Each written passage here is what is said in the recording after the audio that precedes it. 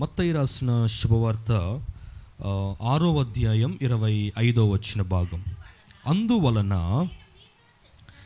నేను మీతో చెప్పున్నది ఏమనగా, ఏమి తిందుమో ఏమి త్రాగుదుమో అని మీ ప్రాణమును ఏమి ధరించుకుందుమో అని నీ దేహమును గూర్చి అయినను చింతింపకుడి. దేవునికి స్తోత్రం కలుగునుగాక. హల్లెలూయా.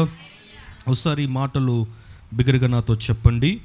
ఏమి తిందుమో ఏమి త్రాగుదుమో ఏమి ధరించుకుందుమోనని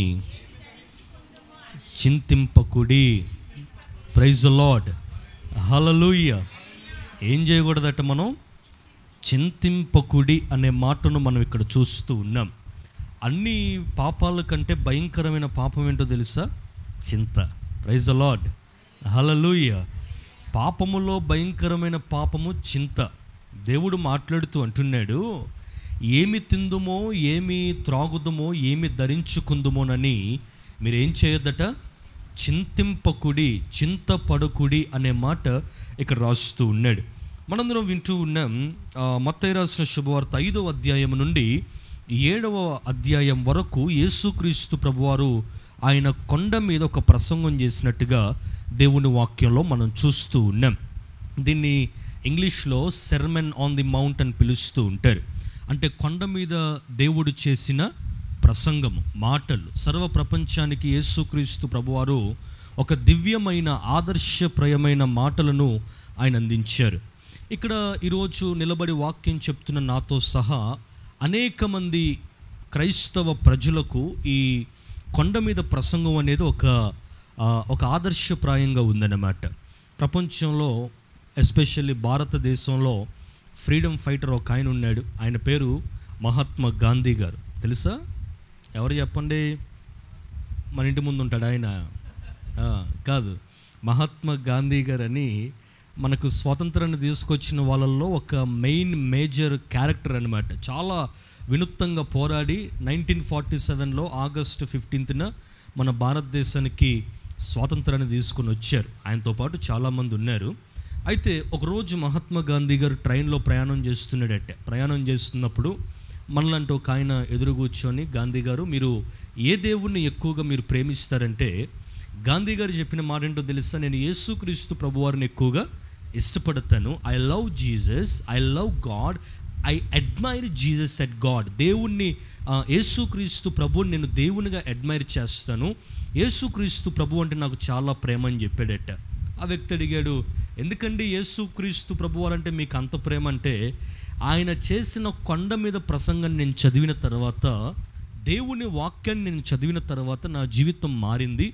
యేసుక్రీస్తు ప్రభువుకి నా జీవితం సమర్పించాను.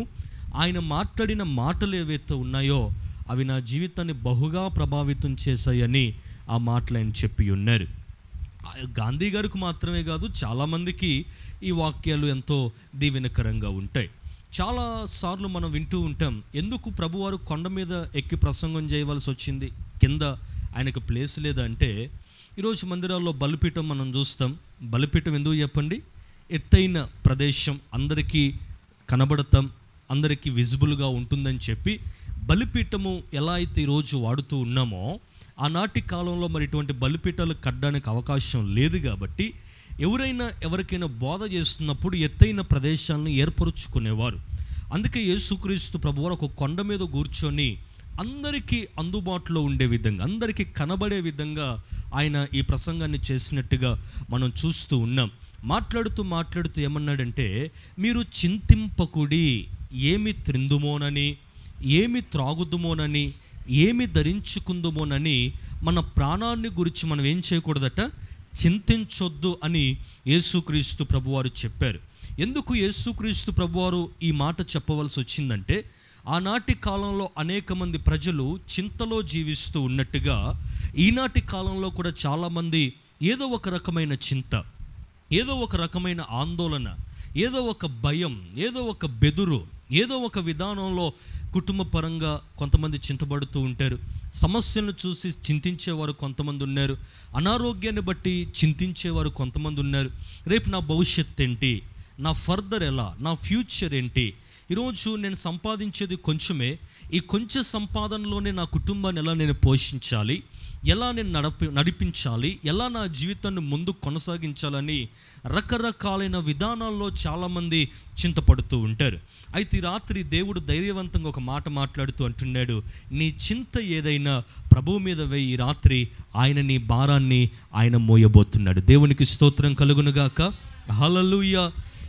ఎస్పెషల్గా ఈ రాత్రి ఎందుకు పరిశుద్ధాత్మ దేవుడు ఈ ప్రాంతానికి నిన్ను నడిపించాడంటే, నీలో ఉన్న చింతను దేవుడు పోగొట్టి నిన్ను ఒక ఫ్రీగా మార్చేసి, ఒక స్వేచ్ఛాకరమైన విశ్వాసిగా దేవుడు నిన్ను మార్చి, నీ చింతంతో కూడా ఆయన తీసుకొని నీకు ఆనందాన్ని పంచడానికి ప్రభు అయిన యేసుక్రీస్తు వారు ఈ రాత్రి ఉద్దేశించి ఉన్నాడు. అట్టి కార్యం ప్రతి ఒక్కరి జీవితంలో ఈ రాత్రి కలుగునుగాక. అయితే చూద్దాం, ఇప్పుడు దేని గురించి మనం చింతపడుతున్నాం అంటే, చాలామంది అంటే మనం చదువుకున్నాం కదా, ఆహారం కొరకు. అంటే ఏమి తిందుమో అంటే చెప్పండి, ఆహారం కొరకు. రెండవది ఏమి త్రాగుదమో అంటే పానీయము కొరకు. ఆ తర్వాత ఏమి ధరించుకుందుమో అంటే వస్త్రాల కొరకు. వస్త్రాల కొరకు కొంతమంది చింతించే వాళ్ళు ఉంటారు.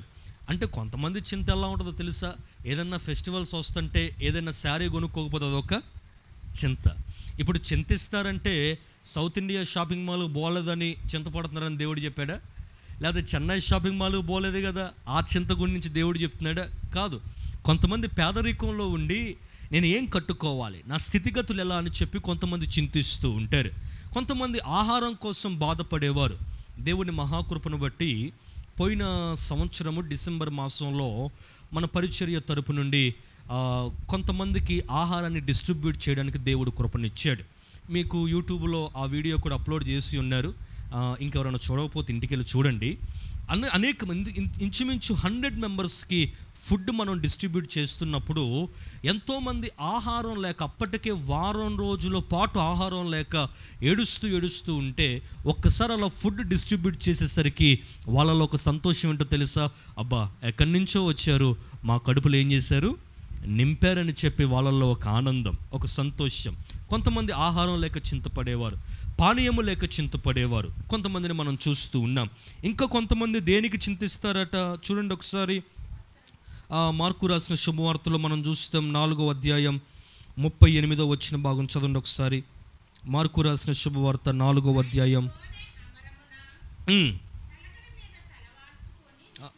నిద్రించుచుండెను, వారు ఆయనను లేపి, బోధకుడా, నీవు నశించిపోవచ్చున్నాము, నీకు చింత లేదా? Praise the Lord. హల్లెలూయా. ఏమంటున్నారు చెప్పండి? బోధకుడా, మేము నశించిపోవచ్చున్నాము, నీకు చింత లేదా? మేము నశించిపోతూ ఉన్నాం, వీఆర్ గెట్టింగ్ డిస్ట్రాయ్, మేము నశిస్తూ ఉన్నాం, నీకేమి లేదా, చింత లేదా అనే మాట. మనం కూడా ఈ రోజుల్లో ఈ విధంగా ప్రార్థన చేస్తున్నాం, ప్రభువా నా పరిస్థితులు ప్రతికూలంగా మారుతూ ఉన్నాయి, నా స్థితిగతులు ప్రతికూలంగా ఉంటూ ఉన్నాయి, నేను ఇంత దరిద్రంలో జీవిస్తున్నాను, ఇంత భయంకరమైన కార్యక్రమాల్లో నేను బ్రతుకుతూ ఉన్నాను, ఎంతో ఏడుస్తున్నాను, బాధపడుతున్నాను, దుఃఖపడుతున్నాను, కానీ నువ్వు చూస్తూ ఊరుకుంటున్నావు ప్రభువా, నీకు చింత లేదా? కుటుంబంలో ఎవరైనా బాధపడుతున్నారనుకోండి, మనల్ని చూడకపోతే, పట్టించుకోకపోతే మనం ఏమంటాం తెలుసా? అబ్బాయి ఎంత ఏడుస్తున్నా కానీ నీకేమీ లేదు చెప్పండి, చింత లేదు, నీ పని నీదే, నీ డ్యూటీ నీదే, నీ ఉద్యోగం నీదే, వస్తున్నావు, తింటున్నావు, వెళ్ళిపోతున్నావు, మరి రాత్రి వచ్చి నిద్రపోతున్నావు, అంతేగాని నా స్థితి ఏంటి, నేను ఎందుకు ఏడుస్తున్నాను, పట్టించుకోవా అని చెప్పి కొన్నిసార్లు ఏం చేస్తాను చెప్పండి, గొడవ వేసేసుకుంటారు చాలామంది. ఇక్కడ శిష్యులకు కూడా యేసే దగ్గరకు వచ్చి అంటున్నారు, బోధకుడా, ఇదిగో ఈ భయంకరమైన గాలి తుఫాను మా జీవితాల మీదకి వచ్చేస్తుంది, దోణె మునిగిపోయేలా ఉంది, నీకు ఏమీ లేదు, చింత లేదా? దేవునికి చింత లేదేమనుకుంటున్నారు, కానీ దేవునికి తెలుసు నేను ఆ దోణిలో ఉన్నాను. గట్టిగా చప్పట్లు కొడుతూ ప్రభు నామని గణపరుద్దాం. హల్లెలూయా. నేను ఆ దోణిలో ఉన్నాను, ఇంకెందుకు చింత, ఇంకెందుకు బాధ? నేను ఆ ప్రాంతంలో ఉన్నప్పుడు, ఆ ప్రదేశంలో ఉన్నప్పుడు, ఒకవేళ శిష్యులారా మీరు చింతపడుతున్నారేమో, కానీ నేను మాత్రం చింతపడట్లేదు, ఎందుకంటే ఈ సృష్టిని శాసించగలిగిన దేవుడను నేను. Praise the lord. ఈరోజు నీకున్న ప్రతికూలమైన పరిస్థితులలో, ప్రతికూలమైన వాతావరణం నీకున్నప్పుడు దేవుని మీద పరిపూర్ణమైన విశ్వాసం నువ్వు కలుగుంటే, ఆయన నాకున్నాడు, ఎవరున్నా లేకపోయినా దేవుడు నా పక్షాన ఉన్నాడని చెప్పి విశ్వాసం కలిగి దేవుని మీద నువ్వు ఆధారపడితే, నీ స్థితిగతులు చూస్తున్న దేవుడు ఒకనాటికి నీకు విజయాన్ని ఇస్తాడు. ఆయన ఇచ్చే విజయం ఎలా ఉంటుందో తెలుసా? ఇకపై నువ్వు ఆనందంగా సంతోషంగా జీవించగలుగుతావు. ప్రైజ్ ది లార్డ్, హల్లెలూయా. జరగరానివి జరిగినప్పుడు మనం ఏం చేస్తాం చెప్పండి? చింతపడతాం. రెండు విషయాలు మనం విన్నాం. మొదటిగా, ఏమి తిందుమో, ఏమి త్రాగుదుమో, ఏమి ధరించుకుందాం, వీటి కోసం కొంతమంది చింతపడతారట. ఆ తర్వాత చెప్పండి, నశించిపోతున్నప్పుడు, అంటే జరగరాని కార్యాలు మన కుటుంబంలో కానీ మన వ్యక్తిగత జీవితాల్లో కానీ ఏదైనా డిజాస్టర్ సడన్గా మనకు సంభవించినప్పుడు చింతపడతారని దేవుని వాక్యంలో విన్నాం. ఆ తర్వాత అసలు ఎవరు చింతపడతారు, అసలు చింతించేది ఎవరు, వీటి కోసం చింతించడం ఒక విధానం అయితే, అసలు ఎవరు బాధపడతారు, ఎవరు చింతపడతారు అనే విషయాన్ని మీకు చూపించి సబ్జెక్టులోకి వెళ్తాను. కీర్తనల గ్రంథము 112వ కీర్తన 10వ వచన భాగం. Psalm number 112 verse 10. 112వ కీర్తన 10వ వచన భాగం. భక్తిహీనులు దానిని చూచి చింతపడుదురు. Praise the lord. ఎవరు చింతపడతారు చెప్పండి? క్రైస్తవులు వారిని చూచి చింతపడుదురు అనుందా?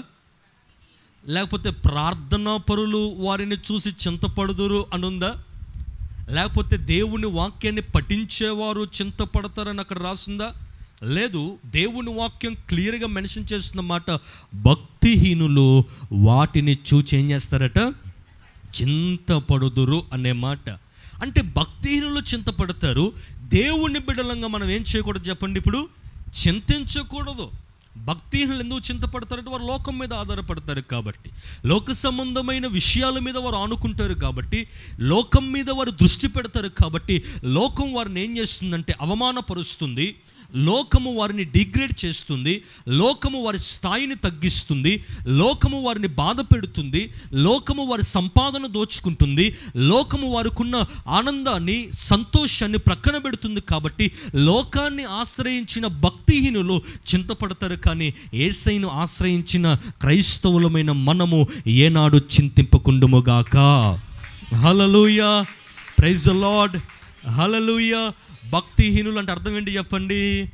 భక్తి ఉన్నవారా, భక్తి లేనివారా? భక్తిహీనులను ఎవరిని పిలుస్తాం? భక్తి లేని వారిని పిలుస్తాం. క్రమంగా మందిరానికి రాని వారిని, ప్రార్థన చెయ్యని వారిని, వాక్యాన్ని చదవని వారిని, చిన్న చిన్న సమస్యలు వచ్చినప్పుడు దేవుడు ఉన్నాడా, ఉంటే ఇలా ఎందుకు జరుగుద్దండి, దేవుడు నన్ను చూస్తున్నాడా, చూస్తే ఎందుకు నాకు ఈ స్థితిగతులు అంటారు చూసారా? అటువంటి వారు భక్తిహీనులు, విశ్వాసం లేనివారు. వీళ్ళు చింతపడతారు.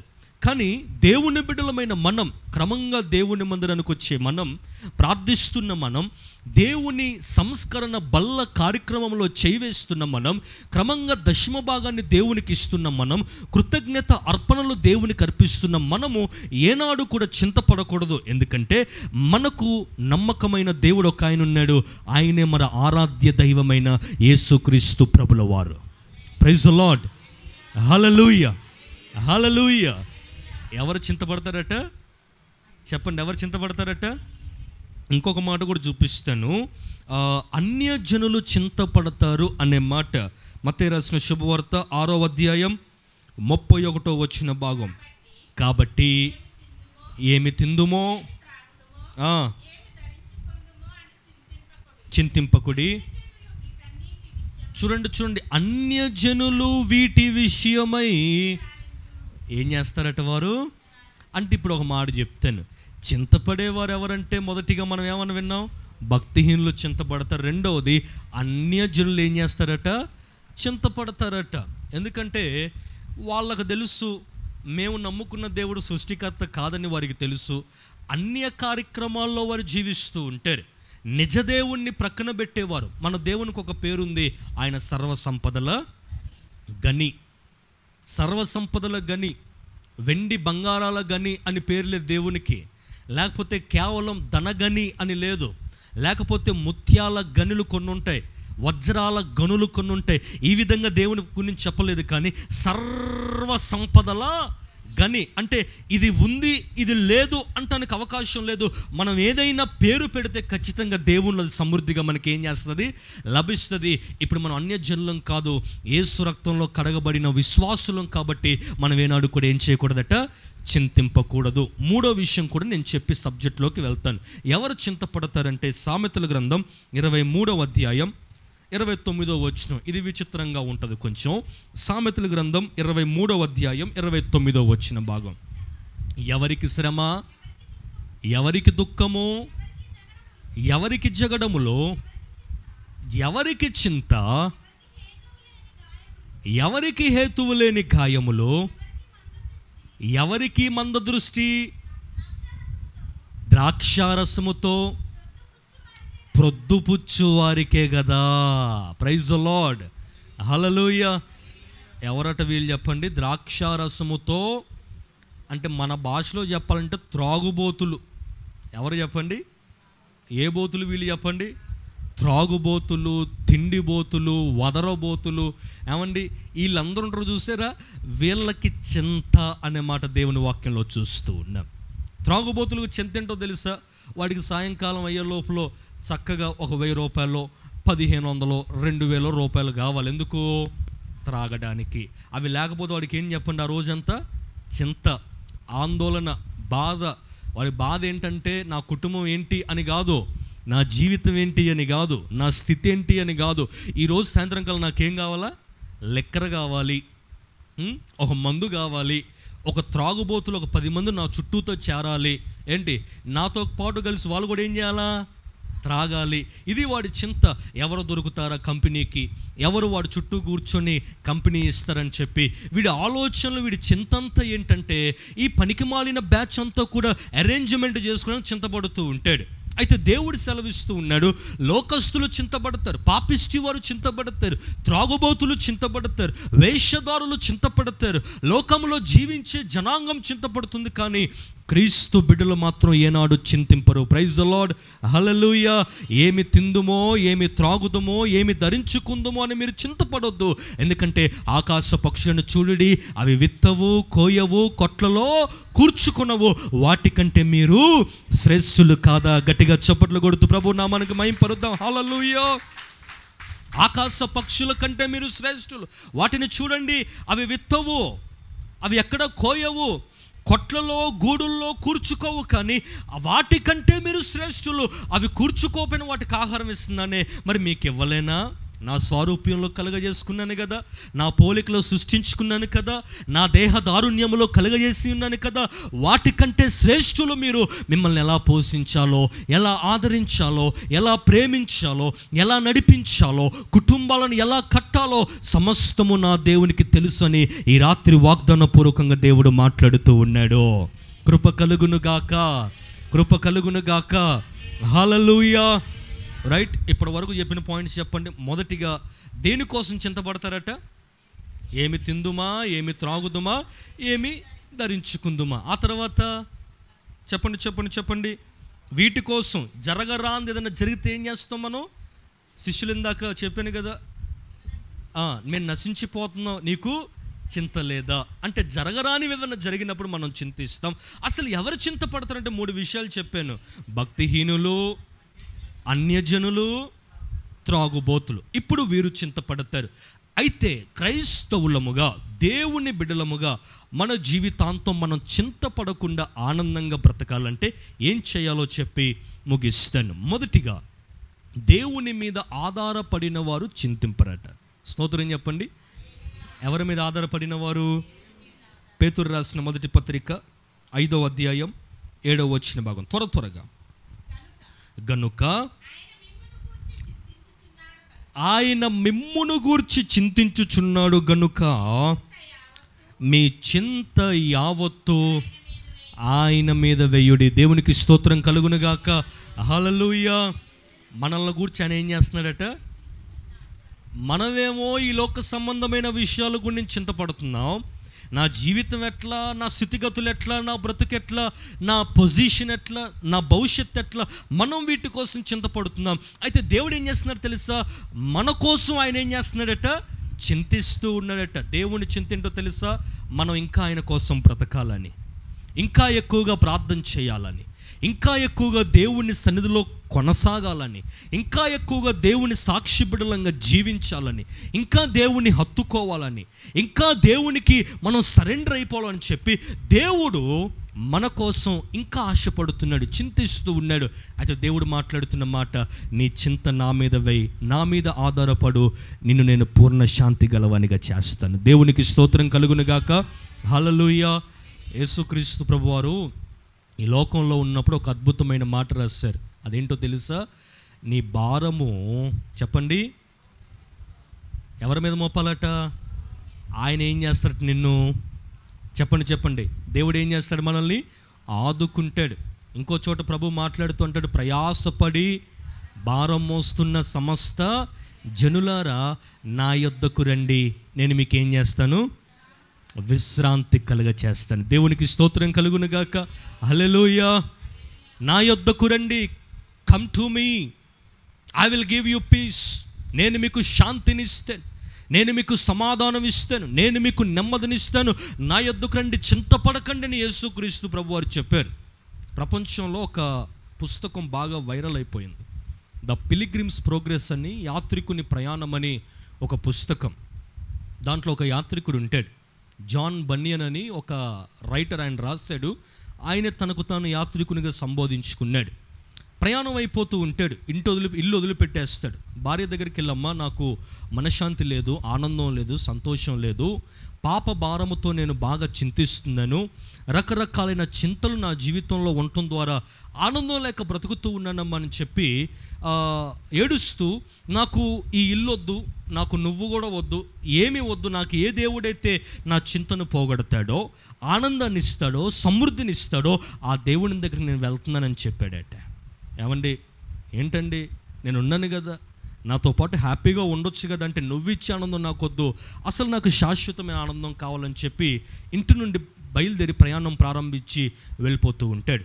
ఒక ప్రాంతంలోకి వచ్చిన తర్వాత అలసట తీర్చుకుందామని, ఎన్నో కిలోమీటర్లు ప్రయాణం చేసిన తర్వాత అలసట తీర్చుకుందామని ఒక పెద్ద గడ్డివాము కనపడితే గడ్డివాము చాటున కూర్చుంటాడు.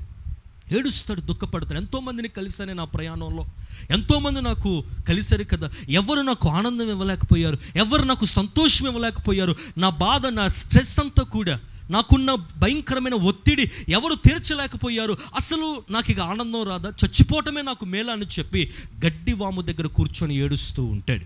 ఈ లోపల ఎక్కడి నుంచో ఒక మాటలు, ఒక బూరాధ్వని శబ్దం వినబడుతుంది. ఏమనంటే, ప్రయాసపడి భారం మోస్తున్న సమస్త జనులరా నా యొద్దకు రండి, నేను మీకు ఏం చేస్తాను?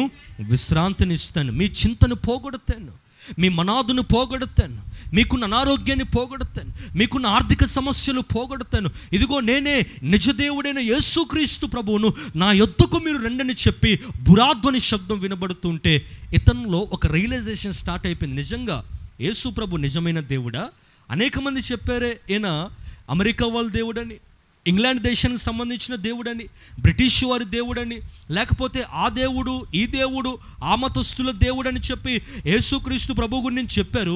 కానీ ఈయనెవరో చెప్తున్నారు యేసుక్రీస్తు ప్రభు నిజమైన దేవుడని చెప్పి. అసలు ఎంత నిజం ఆయనలో ఉందో తెలుసుకుందామని ఆ మీటింగ్కి వెళ్తాడు. వెనక భాగంలో కూర్చుంటాడు.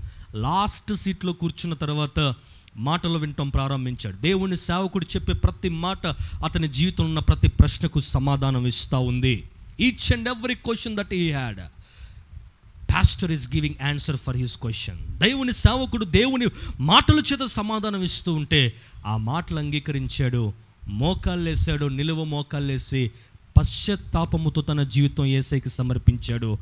ప్రార్థన అయిపోయిన తర్వాత, ఆఖరి ప్రార్థన ముగించబడిన తర్వాత సేవకుని దగ్గరికి వెళ్ళి, అయ్యా, ఇంతకాలం నా జీవితంలో సమస్యల చేత, చింత చేత బాధపడ్డాను, కానీ యేసు ప్రభుని అంగీకరించిన తర్వాత నా జీవితంలో ఆనందం కలిగిందన్నాడట. గట్టిగా స్తోత్రం చెప్దాం. హల్లెలూయా. యేసయ్యను అంగీకరించిన తర్వాత, ఆయన మీద ఆధారపడిన తర్వాత నా జీవితంలో ప్రతి ప్రశ్నకు సమాధానం దొరికిందని యేసు ప్రభుని అంగీకరించడం జరిగింది. ఈ రాత్రికాల సమయంలో దేవుడు నీతో కూడా మాట్లాడుతున్నాడు. ఏ చింత ద్వారా ఈ ప్రాంతానికి వచ్చావు, ఏ డిప్రెషన్లో ఉన్నావు, ఎటువంటి అనారోగ్యం చేత బాధపడుతున్నావు, డాక్టర్లు చెప్పారా ఇక నీ జీవితం అయిపోయిందని, అన్నీ రెడీ చేసుకో, అంబులెన్స్ ఫోన్ చేసుకో, నీ వికెట్ పడిపోయిందంతే, ఇక అయిపోయింది, ఎక్కడితో ముగించబడ్డామని చెప్పారా? దేవుడు మాట్లాడుతున్నాడు, నీ అనారోగ్యాన్ని దేవుడు పోగొట్టునుగాక. హల్లెలూయా. ఏ డిప్రెషన్, ఏ స్ట్రెస్, వర్క్ ఒత్తిడి ఎక్కువైపోయి నీ జీవితంలో నా జీవితంలో ఎలా ముందుకెళ్ళాలని చెప్పి ఒత్తిడి చేత బాధపడుతున్నావా, చింతపడుతున్నావా? ఆర్థిక వ్యవస్థ సరిగా లేదని బాధపడుతున్నావా? వచ్చే జీతం సరిగా ఉండట్లేదండి, ఇంట్లో నలుగురు సంపాదించిన 4 రకాలుగా మళ్ళీ బయటికి వెళ్ళిపోతుందని చెప్పి బాధపడుతూ ఏడుస్తూ ఉన్నావా? ఈ రాత్రి ఈ స్వస్థత కూడికకు వచ్చిన నీ జీవితంలో యేసయ్య మీద నీ చింతను వేయి. నీ భారాన్ని ప్రభువు మీద మోపు. యేసుక్రీస్తు ప్రభువు మీద సరెండర్ అయిపో. ఆయన మీద విశ్వాసం కలుగుండు. నన్ను పిలిచిన దేవుడు నమ్మదగిన దేవుడు అని చెప్పి యేసయ్య మీద నువ్వు విశ్వాసం కలుగుంటే నీ చింతను దేవుడు పోగొట్టి నీకు ఆనందాన్ని, సంతోషాన్ని దేవుడు అనుగ్రహించబోతున్నాడు. Praise the Lord. హల్లెలూయా. దేవుని ఉద్దేశం ఏంటో తెలుసా? నువ్వు ఆనందిస్తే ఆయన సంతోషపడతాడు. నువ్వు ఆనందిస్తే ఆయన గంతులేస్తాడు. నువ్వు ఆనందిస్తే ఆయన మనసు ఉల్లసిస్తుంది. అదే ఆయన నమ్ముకున్న బిడ్డలు కన్నీరు పెట్టినా, ఏడ్చినా, రోధించినా, వారు భయంకరంగా బాధపడుతున్నారని దేవుడు చూసినా ఏమాత్రం తట్టుకోలేడు. ఎందుకంటే God is loving you so much. దేవుడు నిన్ను, నీ కుటుంబాన్ని రాత్రి ప్రేమిస్తున్నాడు. హల్లెలూయా. ఆయన నిన్ను ప్రేమిస్తున్నాడు కాబట్టి నీకు ఏం కావాలో దేవునికి తెలుసు, ఎలా ఇవ్వాలో దేవునికి తెలుసు, నీ పిల్లల్ని ఎలా ఆశీర్వదించాలో దేవునికి తెలుసు, దేశము యొక్క ఉన్నతమైన స్థలముల మీద వారిని ఎలా ఎక్కించాలో ఈ రాత్రి నా దేవుడు నీ గురించి సమస్తము ఎరిగి ఉన్న దేవుడో. నీ భవిష్యత్తు దేవునికి తెలుసు, నీ స్థితి దేవునికి తెలుసు. ఈ రాత్రి నువ్వు అనుకుంటున్నావు, ఎవరికైనా నా బాధలు చెప్తే ఎక్కడ తక్కువ చేసి చూస్తారో, ఎవరికైనా నాకున్న చింతలు చెప్తే ఎక్కడ డిగ్రేడ్ చేసి మాట్లాడతారో, ఏమండి ఈయనకి ఎవరు లేరండి, ఎవరు లేరండి, ఏమండి అని చెప్పేసి రకరకాలుగా నీ మీద అడ్వాంటేజ్గా తీసుకొని. ఏమంటే ఒక మాట చెప్తాను, మీరు గమనించండి. ప్రపంచంలో 2 రకాలైన మనుషులు ఉంటారు. మొదటి రకమైన మనుషులు ఎవరో తెలుసా? నువ్వు వాళ్ళకి నమ్మకంగా వెళ్ళి నీ సమస్య వారికి చెప్తావు. ఏమని? పలానా సమస్య నా జీవితంలో ఉందండి, నా కోసం ప్రార్థన చేస్తారేమో అని చెప్పి నమ్మి వారికి సమస్య చెప్తావు. వారు ఏమంటారో తెలుసా? నీకే ఉన్నాయా సమస్యలు, నాకు చెప్పండి అమ్మా, చెప్పండి. మనకు తెలీదా ఈ మాట? పొద్దున్నుంచి సాయంకాలం వరకు భర్త కష్టపడి ఇంటికి వస్తాడు. ఏమండి అన్నం అడుగుతాడు, ఏమమ్మా కొంచెం కాఫీ పెట్టి ఇవ్వచ్చుగా అంటే, నువ్వు పెట్టుకోరాదు, నేను పెట్టాలా? ఏంటమ్మా అలా మాట్లాడుతున్నావంటే ఏమంటాను చెప్పండి? నాకు చేత కావట్లేదు, కొంచెం పెట్టొచ్చు కంటే, నీకేముంది అనారోగ్యం నాకు లేదా? నీకేమున్నాయా సమస్యలు నాకు లేవా? నీకేమున్నాయా బాధలు నాకు లేవా? మనుషులు ఈ విధంగా అంటారట. మొదటి రకమైన మనుషులు మన సమస్య వారికి చెప్తే, నాకు వినే టైం లేదు, నీకే నా బాధలు చూసుకోవడానికి నాకు సమయం సరిపోవట్లే, మరి నీ బాధలు కూడా వినాలా? First category. రెండో కేటగిరీ ఎవరో తెలుసా? నీ సమస్యలన్నీ విని మంచిగా నిన్ను కూల్ చేసి దాంట్లో వీక్ పాయింట్స్ కొన్ని పట్టుకొని నీ సమస్యల్ని అడ్వాంటేజ్గా తీసుకొని మరింత ఎక్కువగా నీ మీద నిందలు మోపేవారు, మరింత ఎక్కువగా నీ మీద బాధలు మోపేవారు, మరింత ఎక్కువగా నిన్ను అప్రెస్ చేసేవారు రెండో కేటగిరీ. ఖచ్చితంగా ప్రతి మనుషుని జీవితంలో 2 రకాలైన మనుషులు ఖచ్చితంగా ఎదురవుతారు. ఒకటి, సమస్యని చెప్తే నీకే ఉన్నాయా నాకు లేవా అనేవాళ్ళు ఒక కేటగిరీ అయితే, రెండవది ఎవరో తెలుసా? నీ సమస్యల్లో వీక్ పాయింట్స్ గమనించి అడ్వాంటేజ్గా తెలుసుకుని మరింత ఎక్కువగా నిన్ను బాధ పెట్టేవారు. కానీ 3వ రకమైన మనుషులు ఎవరో తెలుసా? వీరు యేసుక్రీస్తు ప్రభువుని అంగీకరించిన వారు. నీ సమస్యలు తెలియగానే వారు నీ కోసం ప్రార్థన చేస్తారు. Praise the Lord. హల్లెలూయా. యేసుక్రీస్తు ప్రభువారిని అంగీకరించిన మంచి మనసాక్షి కలిగిన వారు వీళ్ళు. ఎందుకంటే మనం ఆరాధించే దేవుడే మంచి మనసాక్షి కలిగిన వాడు. ఆయన ప్రేమ కలిగిన దేవుడు. ఆధారపడు, trust upon God, depend upon God. నీ జీవితంలో ఏ కార్యం నువ్వు చూడాలన్నా దేవుని మీద ఆధారపడు, దేవుడు గొప్ప కార్యాలు చేస్తాడు. ఆ తర్వాత ఫిలిప్పీలకు రాసిన పత్రిక 4వ అధ్యాయం 6వ వచన భాగం. ఫిలిప్పీలకు రాసిన పత్రిక 4వ అధ్యాయం 6వ వచన భాగం. దేనిని గూర్చియో చింతింపకుడి, కానీ ప్రతి విషయములోనూ ప్రార్థన విజ్ఞాపనల చేత కృతజ్ఞతాపూర్వకముగా మీ విన్నపములు దేవునికి తెలియచేయుడి. విన్నపములు అనే ప్లేసులో ఇలా పెట్టుకుందాం, మీ చింత దేవునికి ఏం చేయుడి? తెలియచేయుడి. Praise the Lord. హల్లెలూయా. దేనిని గురించి ఏం చేయదట? చింతించొద్దట.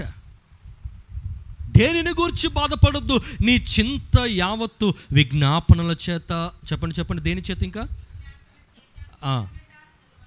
కృతజ్ఞతాపూర్వకముగా ఏం చేయాలి దేవునికి. అంటే మన చింత పోవాలి అంటే ప్రార్థనా జీవితాన్ని మనం కలిగి ఉండాలి. Praise the Lord, hallelujah. ఏం కలిగి ఉండాలా? ఇలా చెప్దాం, ప్రార్థన చేసేవాడు ఏనాడు చింతపడడు. ఎంతమంది నమ్ముతున్నారు ఈ మాట ఈ రాత్రి? Amen, praise God, hallelujah. Those who will be pray, they will never ever think about distress things.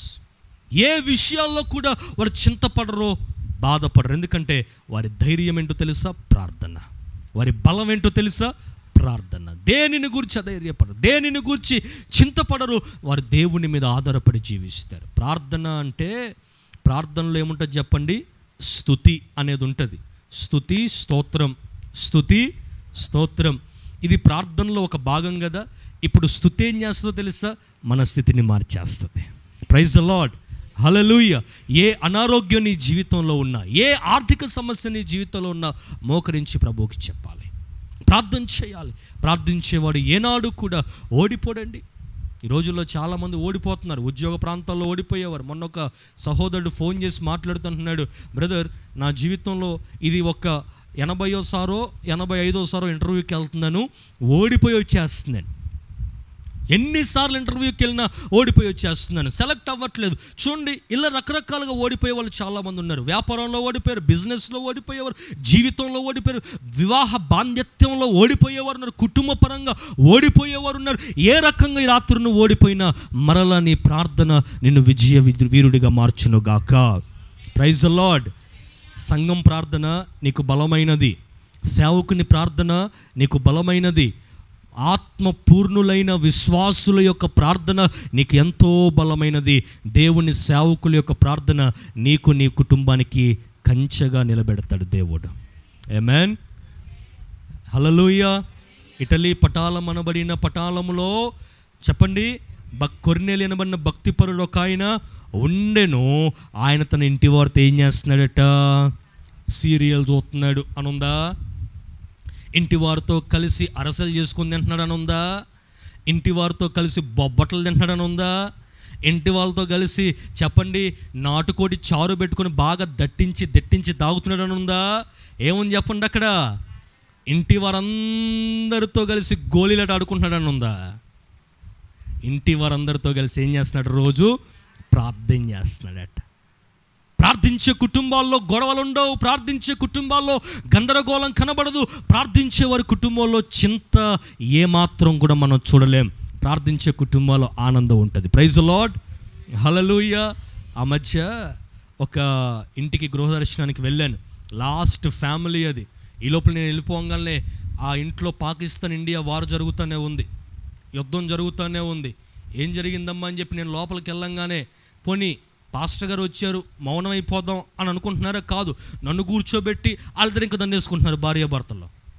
అంటే ఇప్పుడు నేను చూడాలి, అక్కడికి వాళ్ళు కొట్టుకునేది నేను చూడాలా? నేను చెప్తున్నానమ్మా ఆగమ్మా, ఆయన ఆగుతున్నాడు కదా, ఆమె మాత్రం. లేడీస్ ఎంత పవర్ఫుల్లో, తాళం చేయంత మీ చేతుల్లోనే ఉంటుంది కదా, పైకి మాత్రం కంట్రోలింగ్ మీ చేతుల్లోనే ఉంటుంది. కొంతమంది కళ్ళతోనే మొత్తం ఏం చేస్తారు చెప్పండి, కంట్రోలింగ్ చేసేస్తూ ఉంటారు. గొడవ బాగా ఎక్కువైపోయింది. ఈ లోపల నేను లేచి ఒక్కసారి యేసు రక్తం జయం అనగానే ఎదురేమైపోయారు చెప్పండి మరలా. ఎన్ని కుటుంబాల్లో ఇలాంటి గొడవలు, గందరగోళం. ఏంటమ్మా అసలు సమస్య ఏంటి తల్లి అంటే, ఆయన గారిని అడిగితే చెప్తున్నాడు, ఏమండి మా ఆవిడ భయంకరంగా నన్ను బాధ పెట్టేస్తుందండి, అర్ధరాత్రి లేపి భయంకరంగా తిట్టేసి బద బాధేసి మరలా పడుకో అని చెప్పి పడుకోబెడుతుందట. అర్ధరాత్రి లేపి బాగా తిట్టేసి కొట్టేసి దిండు తీసుకొని పిల్లో తీసుకొని భయంకరంగా బాధి మరలా ఏం తెలినట్టు ఇక పడుకో అని చెప్పేసి మళ్ళీ ఏం చేస్తుంది చెప్పండి, నిద్రలోకి పుచ్చుతుందండి. ఏం చేయమంటారు పాస్టర్ గారు? ఏమో గోల ఎలా తట్టుకోమంటారు చెప్పండి, మీరు చెప్పండి, న్యాయం చెప్పండి. నన్ను న్యాయం చెప్పమంటారు, మళ్ళీ నేను చెప్పిందా కూడా వినట్లే. ఇలా ఉంటారు చాలామంది. దేవుడు మాట్లాడుతూ అంటున్నాడు, ఏ కుటుంబాలు అయితే ప్రార్థన చేస్తాయి, కుటుంబ ప్రార్థన, కుటుంబం అందరూ కలిసి, కుటుంబంలో పిల్లలు, అందరూ భార్య భర్త ఎంతమంది సంతానం ఉంటే అందరూ కలిసి వాక్యం చదువుకుని ఒక ప్రార్థన పూర్వకంగా ఒక పాట పాడుకుని ఒక ప్రార్థన చేస్తే ఆ కుటుంబాలు ఎంత దీవెనకరంగా ఉంటాయి. ప్రైజ్ ది లార్డ్, హల్లెలూయా. ఉన్నది కొంచెమైనా ఆ కుటుంబంలో సమృద్ధి ఉంటుంది, ఆనందం ఉంటుంది, ఏమండి ప్రేమ ఉంటుంది, సమాధానం ఉంటుంది, ఇరుగురు మధ్య ఐక్యత ఉంటుంది. ఆ విధంగా దేవుడు ప్రతి ఒక్కరిని ఆశీర్వదించును గాక.